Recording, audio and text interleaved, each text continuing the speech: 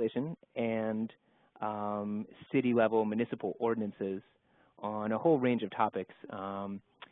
We've divided up into 14 policy areas, which I won't list off for you. You'll see them on the website, but it covers, most everything, I think, with some, minor exceptions that state and local governments are active on. I mean, certainly almost anything I think you'd name off the top of your head: tax policy, environment, civil rights, gun control, healthcare, and so on, are all covered just to a greater or lesser extent.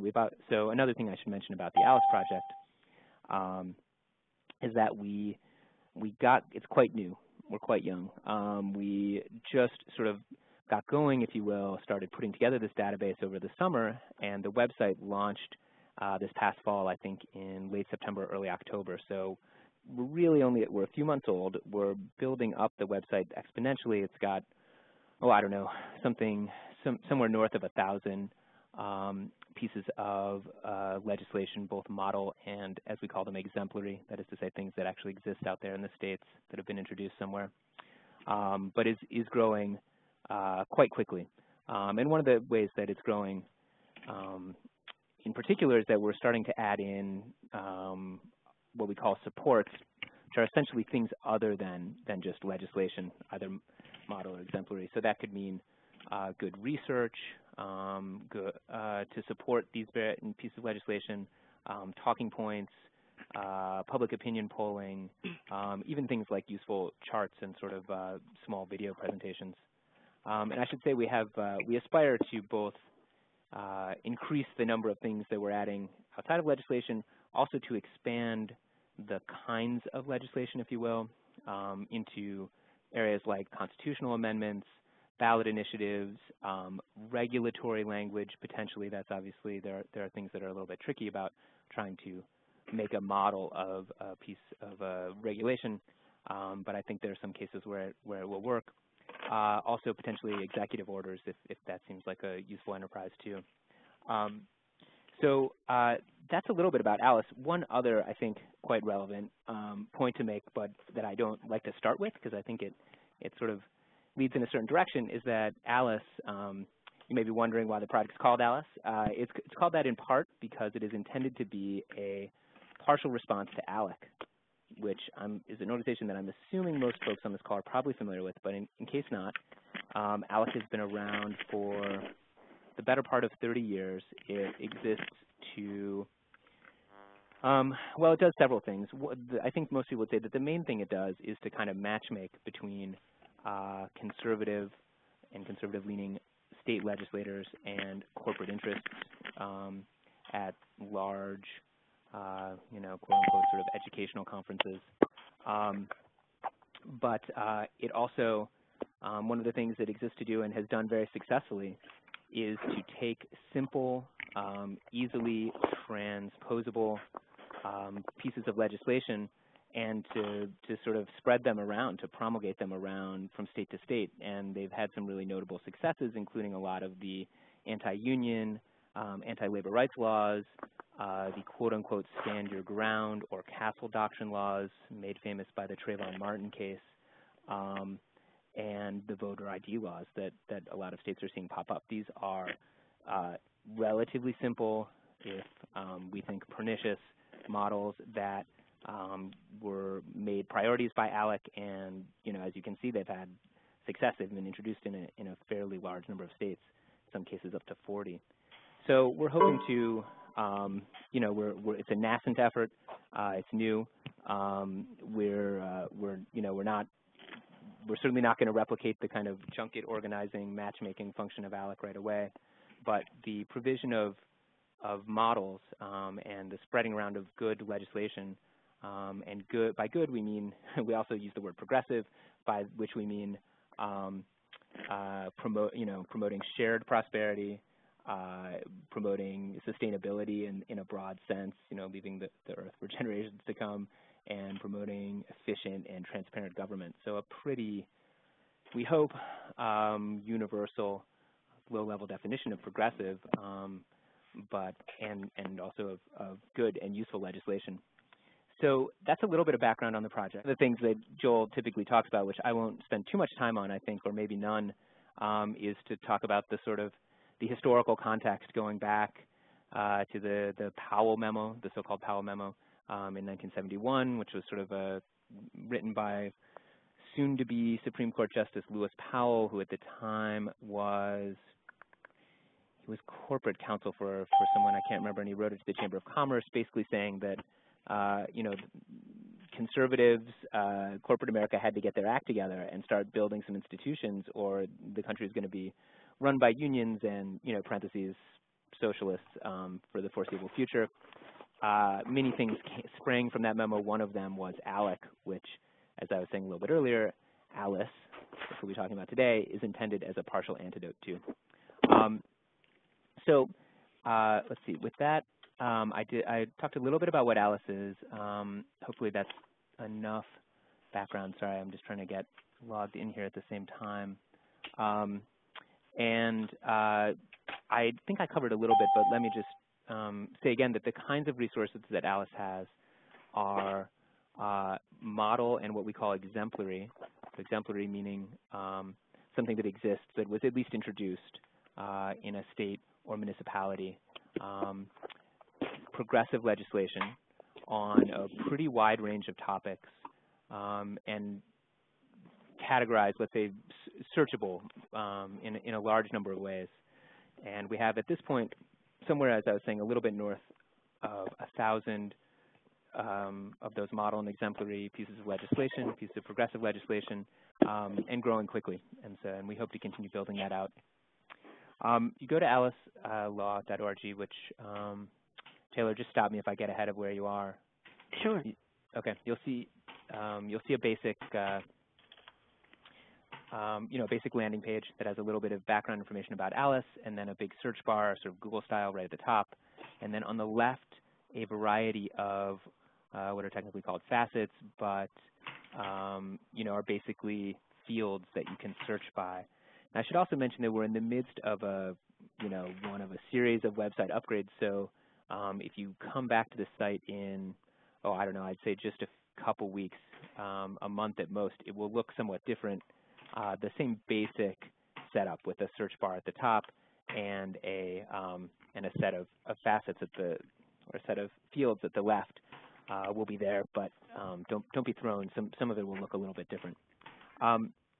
You can search this in sort of typical text searching fashion by typing text strings, any sort of keyword that you want into the search bar at the top. So for instance, Taylor, if you type in, say, energy efficiency, just to pick something not entirely at random, you'll see it'll immediately display a list of results. It's essentially, this is modeled off of and runs on software very similar to university library websites, essentially. So you'll see what looks like a spit out of what might be book or article results, and in this case it's pieces of legislation. So the first one that comes up for me at any rate is Massachusetts Green Schools, post-occupancy study of energy efficiency. So that the title hopefully should tell you pretty easily what's there. There's also a summary just underneath. You can see a little bit of information comes up. We're also, as you can see, we're getting 162 results. So that's we have, give or take, 160 pieces of legislation or reports or sort of useful pieces of communication aid on energy efficiency. Not surprisingly, it's one of the areas we have a fair amount on, I should say, but not uniquely. We tend to have, as I said, pretty broad coverage of most areas that folks would be interested in. Why don't we, rather than clicking on the Massachusetts Green Schools report, why don't we click on the next one down, which is, for me again, is 2008 Minnesota Chapter 356. Is that true for you as well? Just to give you a sense of what comes up. And I should say the site right now, obviously, I think I mentioned earlier, but for those who logged in more recently, the project's fairly young. We just launched this website in the fall, in say October, and on a bit of a relative shoestring budget here at the university. So it's fairly no frills. It's a lot of text, not a lot of sort of fancy Flash and so on, what we've put most of our resources into is compiling this fairly extensive database of progressive legislation, which we hope will be useful to folks. So if you click on, for instance, this Minnesota chapter or another piece of legislation, what you'll see is a range of information about whatever the piece of legislation is, including the summary, including a series of topics, the year it came out, the origin, in this case, Minnesota legislature, the bill number, and a the state, the level of government that it also appears at, policy areas, things that are probably less useful to folks, but are ways that you can search for this. And then a variety of links. So the links, the link that most people are going to want, I think, is the item PDF, which is, if you click on that, it should bring up a new window that has the full text version of the bill. And it should bring up the original. It's saved on our site, but it's the PDF of the actual text. We also link through to, you'll see the source website. So if you want to go back to the original source, you can, to the legislative history, and what we call the bill PDF, which is if it once a bill is actually passed into law, it becomes sort of incorporated into the act and sometimes into whatever the sort of statutory framework is. Sometimes that's a little harder to look at. If you click on the bill PDF, you'll see the bill as it was right before it passed, so without being embedded in the statute. So for instance, if it changes, some of what it does is to change language. Sometimes that can be a little hard to track in the act itself.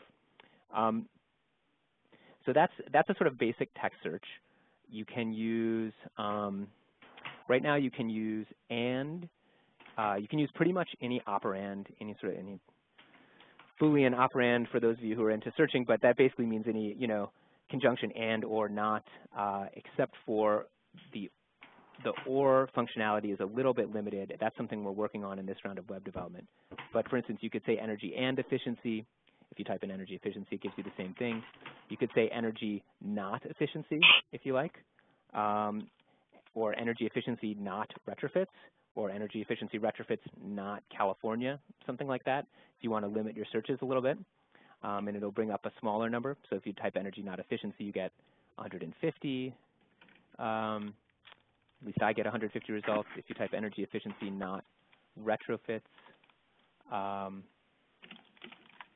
you get only 29. So obviously, retrofits is something that appears quite a bit. Again, I realize I'm speeding through this somewhat quickly. If you have questions, definitely feel free to ask them at the end. I'm assuming that most folks have used basic online, have at least used Google. I figure that's a fair bet. And that most of you have used other sorts of search sites, Thomas, the Library of Congress website, or JSTOR, or Edgar, some of the very common databases, and it follows most of those same rules. So if you've used those at all, you'll find that it's let's see, that it's relatively intuitive, at least so I hope. So let's see if I'll try to get this to come up one more time. So meanwhile, while I try to log in again, Taylor, if you can go back to the original homepage one more time, and I will talk a little bit about using those facets on the left, which I hope are relatively intuitive as well. So each of those, if you click on them, will expand to show the range of options under it. So policy area, as I alluded to earlier, there we go. I'm in. As I alluded to earlier, we cover most topics, I think, that state and local government are active on, and we've divided them up. We hope intuitively, but certainly using some judgment, into 14 separate policy areas, starting with civil rights through voting and elections. Most of them, I think, are going to be self-explanatory. So at any rate, as you can see, I'm mousing over here. Each of these policy areas, I think, covers a semi-discrete general area of policy. Some of them are more so than others. Some of them, I think, are more self-explanatory than others. I presume that things like education, energy, environment are sort of self-defining. Things like economic security is our catch-all for sort of social social support, social benefits, things like AFDC. Also, housing policy falls under there, and financial security, say, banking, savings, retirement. That all tends to fall under economic security. I should say that things are cross-listed. So if you think that, if it's something about non-discrimination in housing and you're unsure whether it falls under civil rights or housing, the answer is probably both, and so you can look it up either way. And if you click on any of those, so let's say energy, environment, it'll immediately bring up all of the what we call assets, but essentially all of the bills that that pertain to energy and the environment. And in this case, that's 175, give or take. And it will limit what you see in this left bar to things that are relevant. And the fact that it shows up in these other policy areas as well is due to cross-listing. Without dwelling on this stuff too long, sub-area is, we chop up the policy areas a little bit further. So under energy environment, there is, for instance, climate change, clean energy investment, energy efficiency and standards. The numbers in parentheses are the number of bills that we have on each of those, and so on and so forth, all the way down. Not everything is always displayed in this left bar that I'm mousing through. So in the case, as in this case, there's a lot of sub areas. You can pull up this additional window. You can sort by things that have the most, or alphabetical, and click on any of them that you choose to, and it'll bring up that one. And by the way, I should mention that if you've gotten down to Citizens Utility Board, Incorporation Model Act, you realize it's not what you want, and you want to get back, say, to just all energy and environment things, you can remove what's called remove constraint. We're hopefully making this a little more intuitive in the next website upgrade as well, but you click remove constraint, and it takes you back to where you were. You can always also go back to the home page by going back to alpha.org or clicking the logo up here in the left corner. It takes you right back to where you started, and you can start your search again. So just moving down through these fields that you can search by, topic is the fairly narrow. Let me just limit it to energy and environment again, just makes it a little more manageable. Topic is the fairly narrow description of the bill. Sometimes we have a few things up to, you can see, building energy performance audits and disclosure. We have up to 9, but typically there's only 1 or 2 bills associated with each topic because the topics are fairly narrow. Collection refers to whether it is quote-unquote exemplary, meaning something that's passed or been introduced somewhere. Model, which means it's a model bill that is suitable for adaptation and introduction, hopefully in any state, or if it's municipal in any municipality. Support is what we call everything that's not a piece of legislation. It's reports, talking points, public opinion polling, charts, graphs, etc. Level of government, hopefully that's fairly self-explanatory. Municipal, we've divided up municipal and county. Municipal meaning city level or city or town, and state. I'm going to go back and now, remove this constraint so we can see all the options. Let's see, we're at level of government. Type of law or support. As I mentioned, we're starting to add some ballot ordinances, constitutional amendments, executive orders, and the like resolutions. In addition to, as you can see, acts or ordinances, actual legislation is the vast majority of what's in the library, but there are a few other things. Year is just that. You can enter a range, anything from 1969 to 2013, or you can use this little slider down here to limit the range, and it'll do it for you. So if you want things just from, say, this session, you'd go, to 2013. If you want things from last session, you can just type in 2012 and hit limit, and it'll bring up only things that are recent. So here we have 46 right now bills, 46 pieces of progressive legislation that have been introduced so far in 2013. It's obviously more, but it's work to keep up with it. State is just that, and it should bring up every state that's relevant. In this case, we have these states. You'll see that we have a preponderance in certain states. That's partly it's for completely practical and I think intuitive reasons. There's the amount of legislation in the bigger states is more. Also, certain states tend to introduce more, these days are introducing more progressive legislation that winds up in the library. And lastly, source refers to the source, of course, but refers to the source of the piece of legislation. So in the case of a bill, an exemplary bill, something that's actually introduced, it'll be whatever the relevant legislature is, Minnesota, New York, Oregon, et cetera. In the case of a model, it will give the name of the organization. So for instance, the American Cancer Society has come up with we have a report from them, voters' attitudes towards accepting federal funds, et cetera, et cetera. So that in that case, the source is the American Cancer Society, and if you go all the way through to the asset, you can link through to the American Cancer Society's website, and that should actually pop up in a new window, but at any rate, so if you wanted to browse through their other offerings, you could do that. Let me think if there's anything else. Again, I'm sorry, I know I talked a little fast, but I also know that, you know, there's a lot of detail that could be engaged in with regard to how the website works, but I think that most of it probably won't be relevant for most people, and it might be a little bit mind-numbing for many for whom it's not relevant. So I'm happy to get into further details in questions, but I think that's the basic functionality of the website, and I think our basic goal in this is to offer it as a resource to folks, to say if you're looking for model legislation or in particular, or legislation in the states on a particular topic, come to the ALICE website, look, you know, see what you can find. We're going to be, as I said, expanding the ways that you can search and the sort of general resources on the site pretty significantly, I think, in the next month or so. If you have questions, though, feel free to, I'll send around my email, or Taylor can at the end of this, but you can also, there's a contact us. Let's see. I think there should be contact us all over the site, but if you go to About Alice, there's contact us, and you'll see a form, a number, an email. We welcome contact via any of those.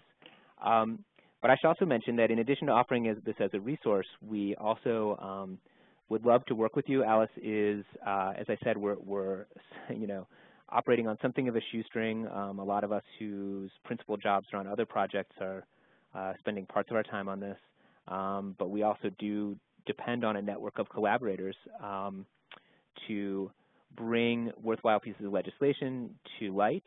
And in some cases, if there's a specific, we get specific requests for a model or for someone to draft something, and we reach out to folks who are expert in that area. So if you have expertise in a particular area, say, again, you know, energy performance standards, or you know, a particular piece of workforce policy, say credentialing, and we get a request for something on credentialing, we would love to be able to reach out to you and connect you with whoever the requesting legislator in some cases, or you know, organization is in others. So we encourage you to get involved in whatever way you're interested in and willing to. It could be just using the site as a resource, but also do feel free to, as it says here in the upper right corner, get involved by signing up for our periodic email updates, if you like, submitting materials. If you have a bill in mind and you just want to see it up on the website, just put submit materials, and you can enter a few pieces of information, whatever you know, and then the document, and we will attach it, and we'll post it to the website. We're certainly, I think, in contrast to ALEC, we're trying to be as open, transparent, accessible, crowdsourced, et cetera, as possible. So we welcome people's involvement in any way, you know, including, of course, donations if people feel so moved. But for this crowd, I think the submission of materials, the offer of expertise may be the more relevant ways to get involved. So thanks so much. Appreciate you giving the opportunity for us to tell you about Alice. Hope it turns out to be useful. And as I said, we plan to expand it and sort of improve it in a lot of different ways. And if folks have questions about the website or anything else, I'm happy to take them here.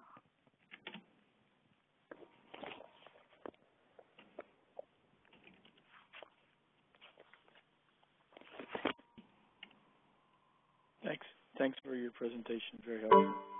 Sure. Is it free? Sorry, is it free, did you say? Yes, that's the question. Is it free? Oh yeah, yeah, absolutely. No, we're Great. yeah, we are we're actually we're at the university, so we're basically a 501c3.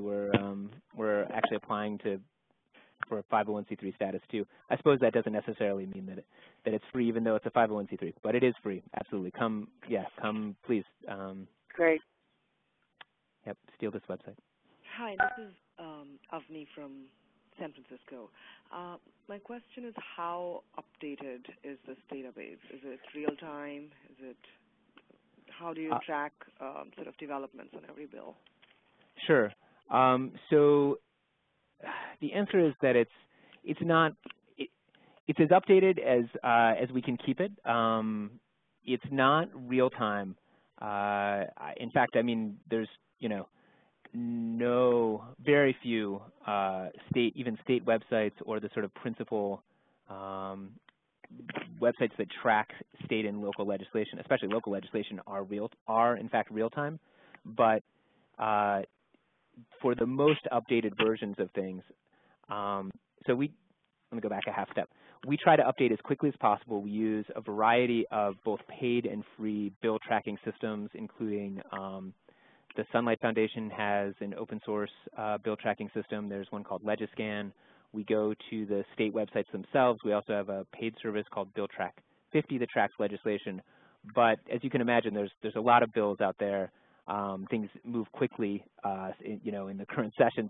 And we're, a relatively small staff here, so our ability to update things as they happen is,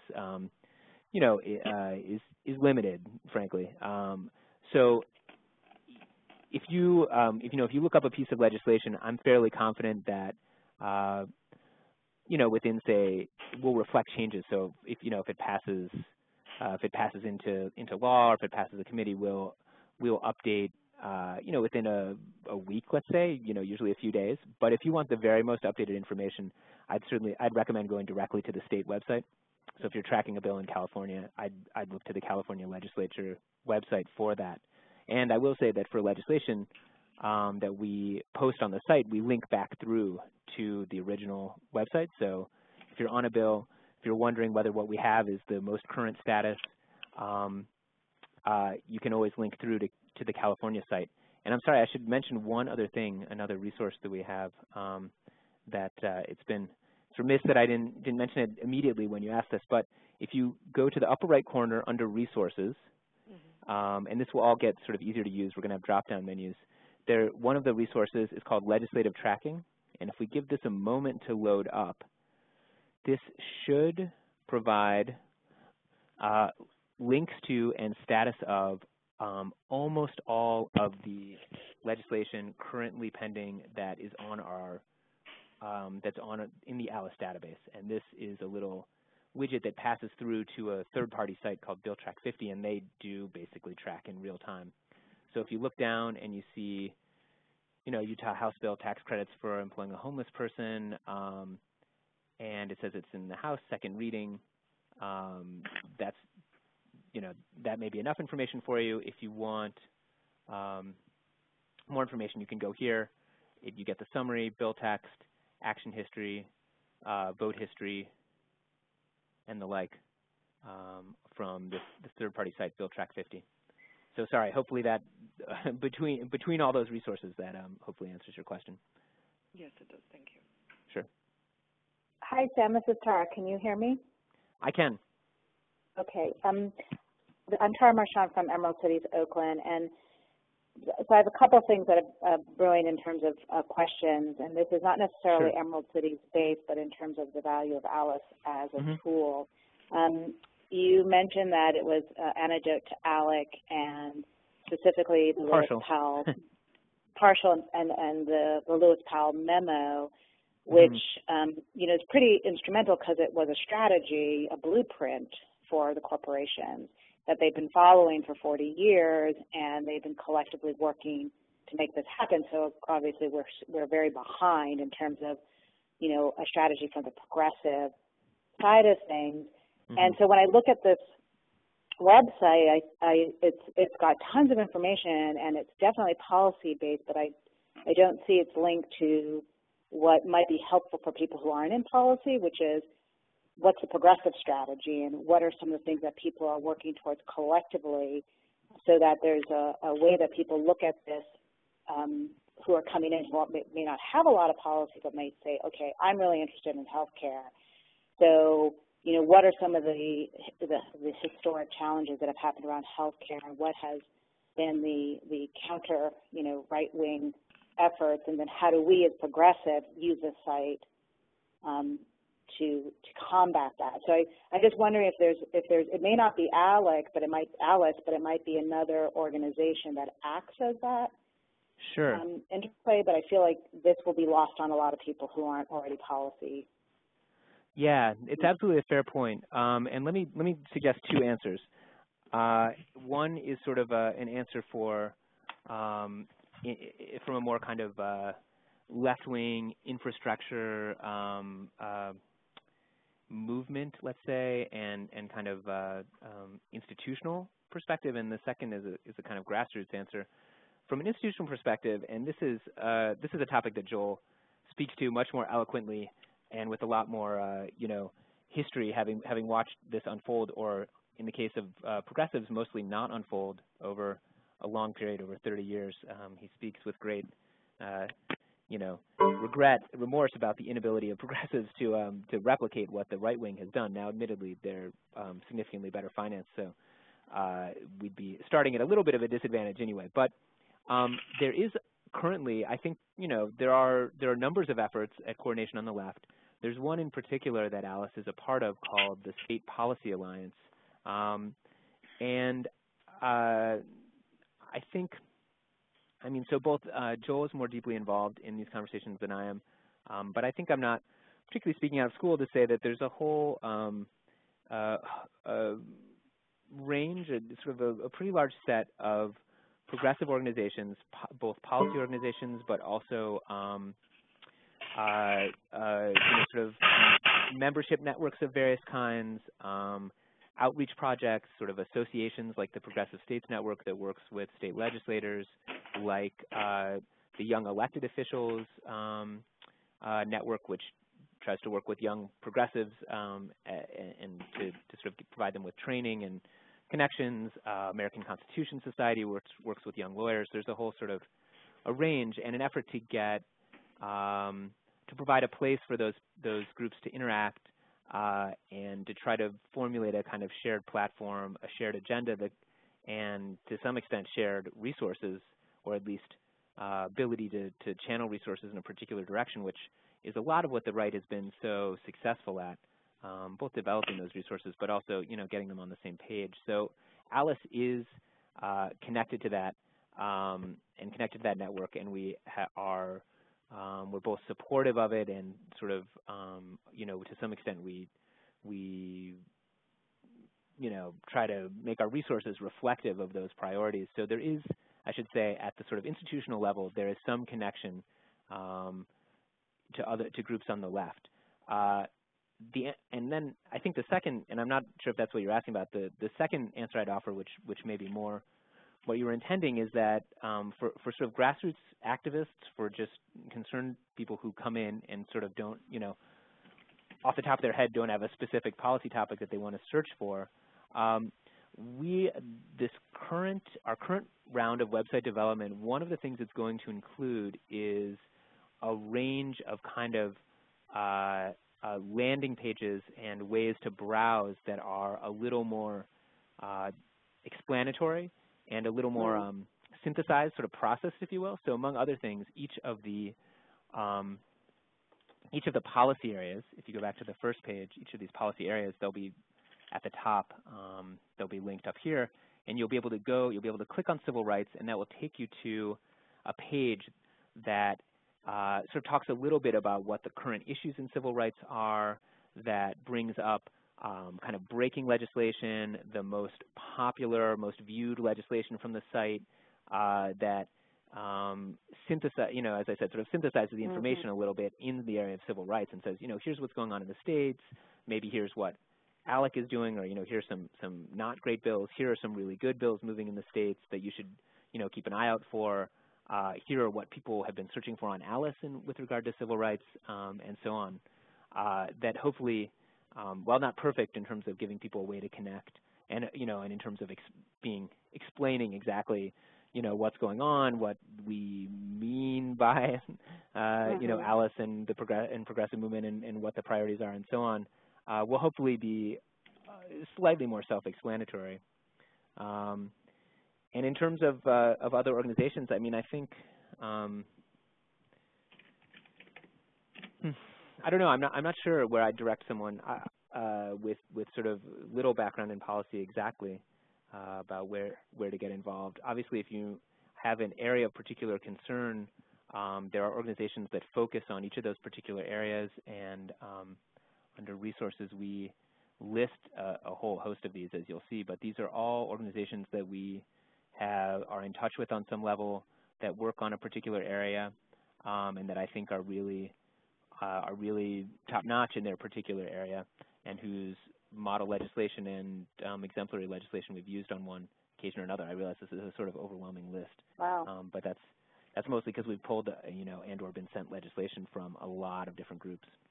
So hopefully those are some ways. I think what your second response around the looking at the subtopics and then giving a little context to it will be the thing that helps people move into the resource, because it's sort of, if you don't have a lot of policy background, it's just you pull up policy but you don't know what you're looking at necessarily. You have some or limited, but if you frame it, I think the way you're saying you're framing it around topics, then people have a history in that topic, and so then the legislation will have more meaning because they're going to something that they're familiar with.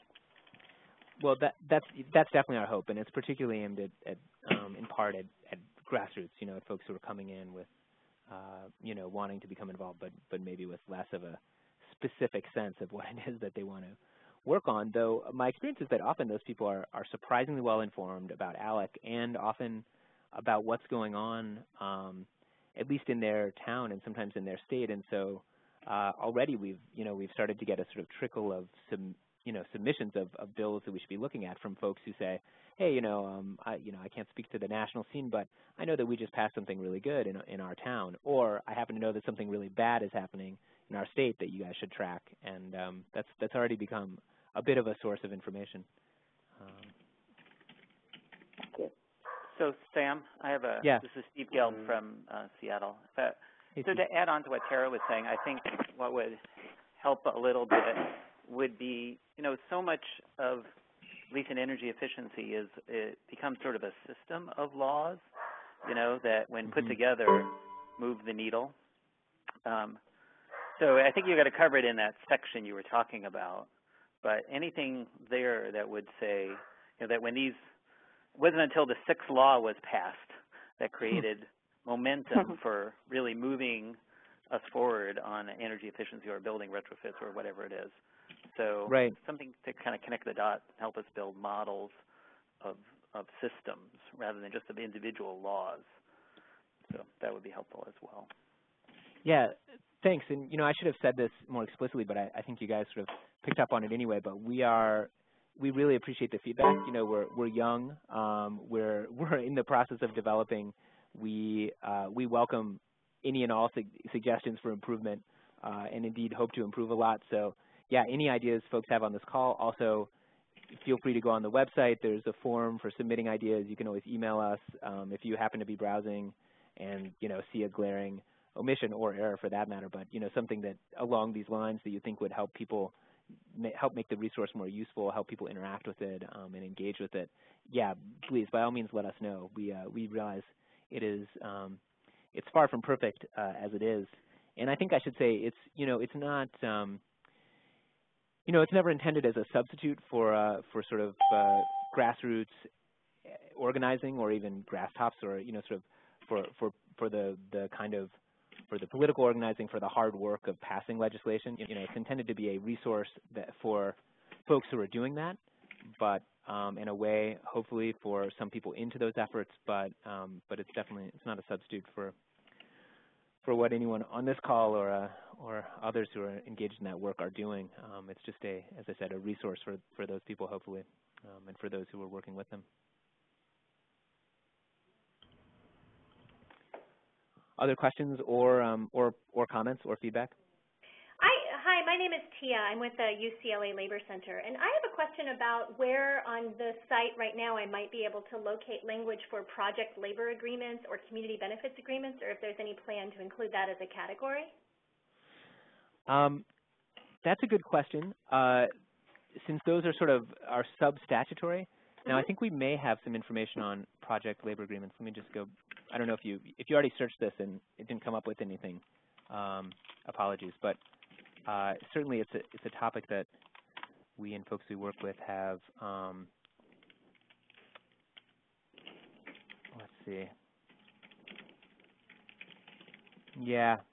I mean, here, we have a couple of reports from the Partnership for Working Families, for instance, Sure. that talk about it a little bit.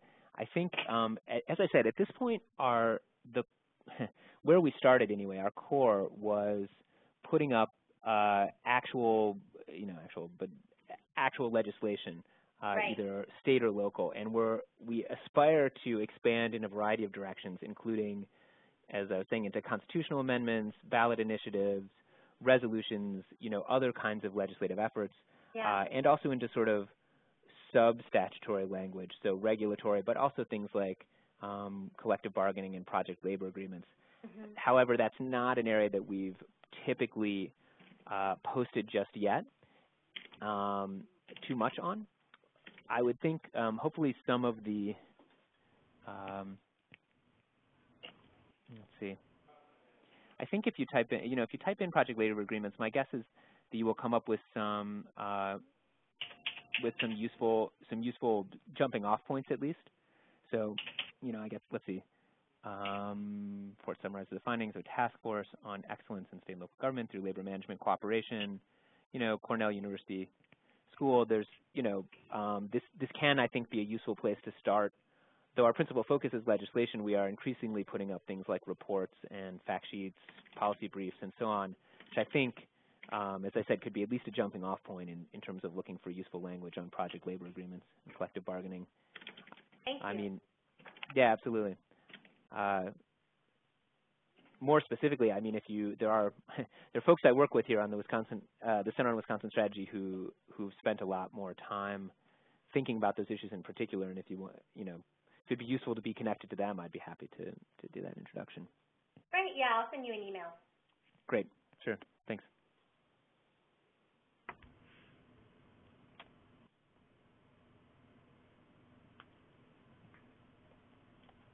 Okay. Other questions? Otherwise, I see we're getting close to the hour, I think. So if there aren't any, I'll just say thanks and appreciate everyone getting on. Sorry about the little tech hiccups at the beginning. And my email is, I'll just give it out now, and then maybe Taylor can send it out as part of the follow-up. But it's smunger, SMUNGER, at cows.org, COWS.org. That's the easiest one to remember. You can also email me at smunger@alicelaw.org, which is maybe more intuitive given the topic. They go to the same place. Thanks so much. Great. Thank you. Thank you, Sam. Yep. Thanks, Sarah. Bye. Bye.